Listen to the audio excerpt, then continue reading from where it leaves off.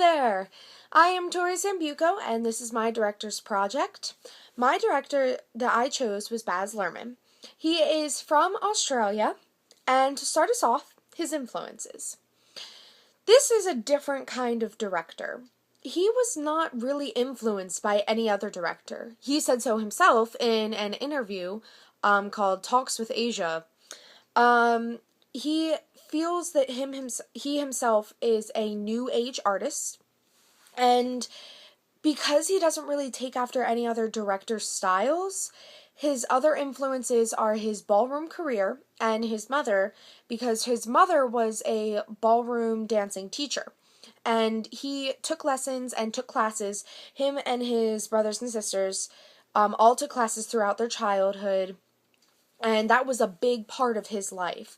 Another big part was his father, because his father owned a movie theater and actually had some really nice filming equipment, which he let Baz use whenever he wanted. So Baz took a bunch of family videos and he would make pretend of different things, and as Baz says himself, he was a fantasist. He fantasizes about things and he makes them real. He's a storyteller, and that's how he views his films and he directs them. Another big influence for Baz has to be William Shakespeare, because it was one of his favorite artists. He's read apparently like all of his books and everything. He's read everything from Shakespeare. And that was actually the theme of his third movie, William Shakespeare's Romeo and Juliet. He did the remake of it with Leonardo DiCaprio. You have probably seen it. So he wasn't influenced by any other artist because he is this new age artist. Besides those, his other main influences has to be Broadway itself and then opera. He had originally, before coming to the big screen, went to the National Institute of Dramatic Arts as an actor, but then decided he didn't want to do that and became a director. Through writing and directing, he actually made a one-act that was around 30 minutes long of Strictly Ballroom.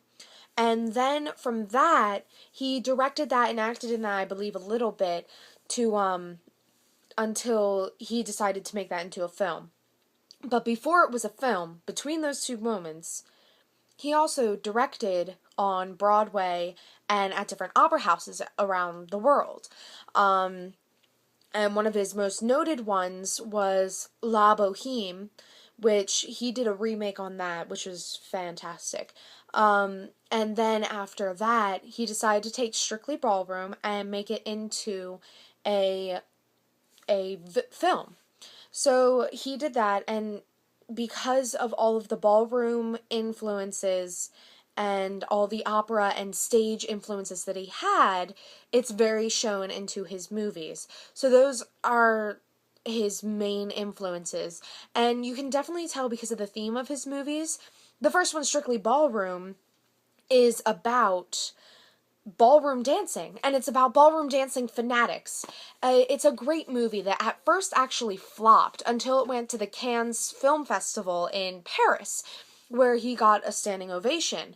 And he only originally had one screening of it, then it went to 2, then it went to 3, and then by the time it got a standing ovation and it sold out, it was a #1 film.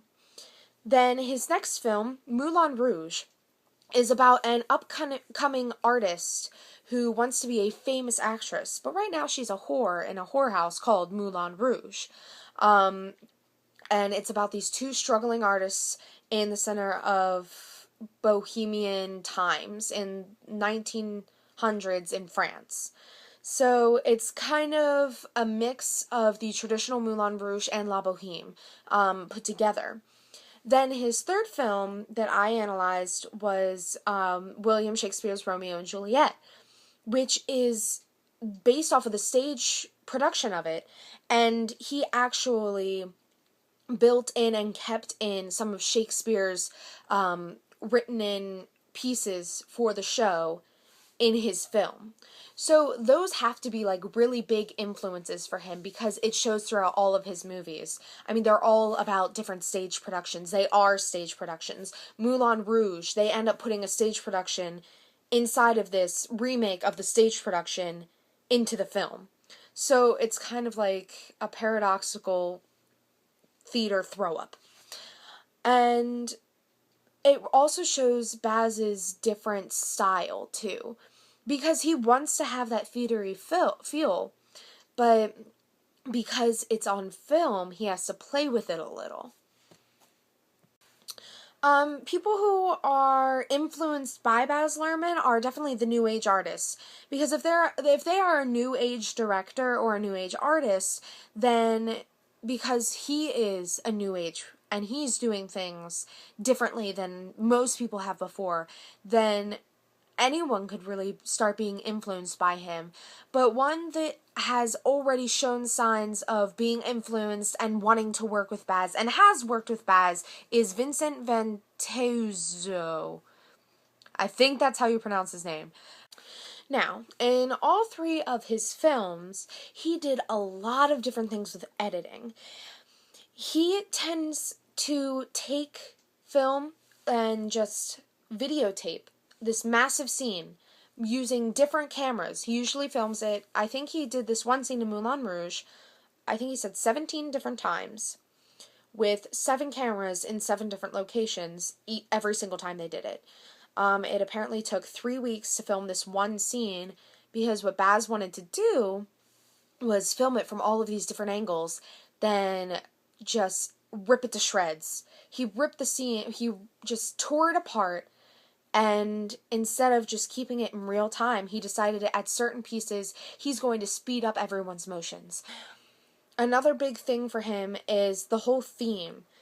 He likes to take, like, different productions and different scripts where within 10 minutes, maybe 15 of the movie or film, you know how it's going to end. Or you have an idea of what it's going to end. You have an idea where it's going. Another big thing with Baz is he likes these very, very wide shots. He tends to use them to almost show off the lovers more. In Strictly Ballroom, when the two main characters, are practicing directly before their dance competition, when they start first talking about love, they get this very wide shot of them dancing on top of a rooftop.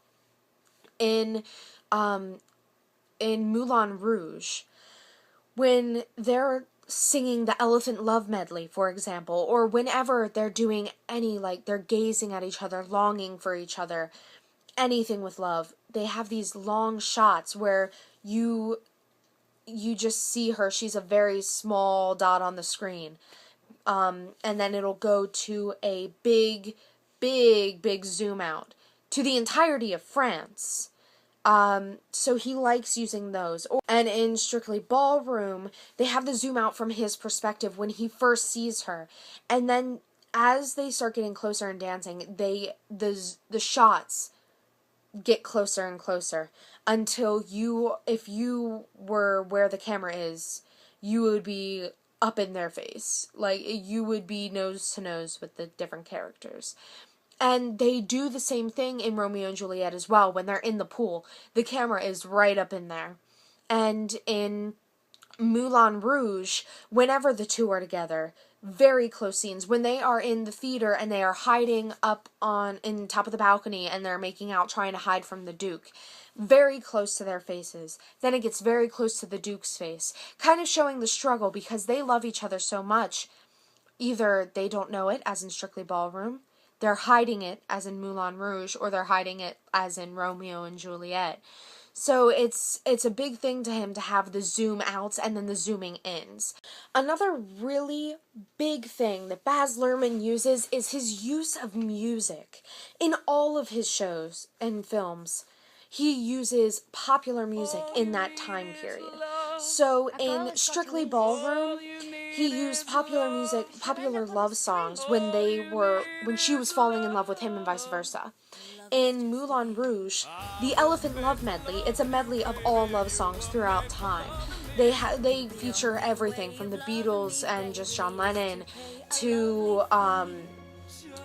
to just musicals, to just different things all over the place. It's just a mashup of all love songs from any era, that have been popular. And in Romeo and Juliet, they have like gangster music going, they have music playing in the car, they have a famous love song going, When They Fall in Love. Pop music. It's all throughout there.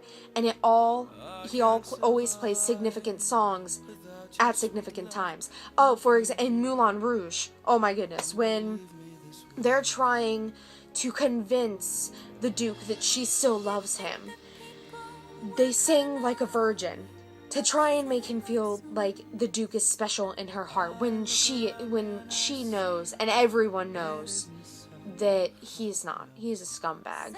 So that's a perfect example of a popular song that he just throws in there, and it fits so perfectly. And it's also good for transition. He uses it to transition from different plot pieces, and to really push the plot along.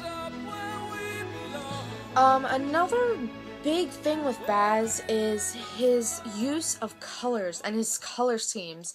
And that has to do a lot with his wife, who he is also influenced by, because she helps with the sets and the costuming, and it's very well shown in Moulin Rouge. If you look at Moulin Rouge, when it's supposed to be happier, when they're first in the whorehouse and doing all of the dances, and they're having fun, and they're seducing men, and they're all enjoying themselves. They're in fun colors. They're in bright colors. They're letting you know they're there. Even the men, even though they're in black and white, it's a brighter scene. And the scene in general, the lighting is bright.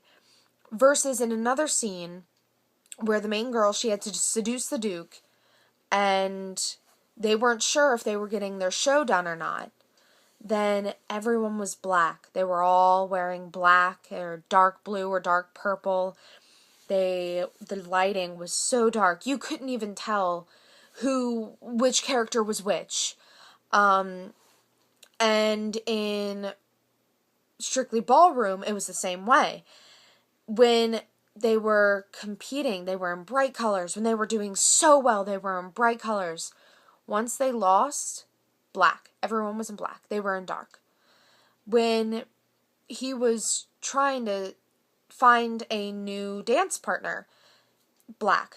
All in black. The entirety of the one scene was completely dark.